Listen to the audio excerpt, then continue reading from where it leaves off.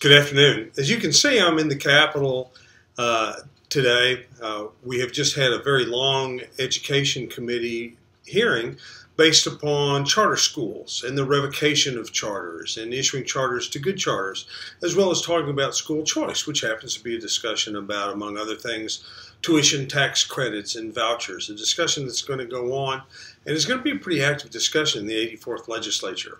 I have filed 4 bills in the early filing period. One creates a local graduation committee for those tens of thousands of students who've passed all their coursework but still have failed the STAR test. Not all of those students should be held back in school and should be graduated, but this creates a committee of a superintendent and a teacher and parents to look at all of the other factors and the other completions that a student has made, and there's a lot of those students that we want to pass.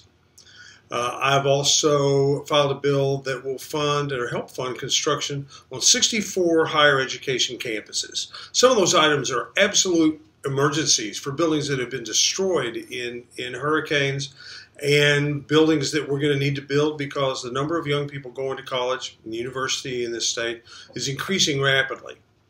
I've also filed a bill that requires the Commissioner of Education to consider factors within the accountability scheme that are not related to standardized tests, but tell us a lot about the students. And then finally, I have filed a bill that passed both houses of the legislature in the last session having to do with the duties of higher education boards of regents. Not, as you've read in the paper, to restrict the powers of those regents. Those remain in place, but based upon best practices, how a regent should go about doing his job in interaction with people who work for the universities in that system. And I think that's very important, and it uses best practices by people like the Southern Association of Colleges and Schools and the Association for Our Higher Ed Governance, authorities like that. And so as you can see, even though we're in the waning weeks of 2014, we're already working on bills that are going to be discussed in 2015 and working hard at them.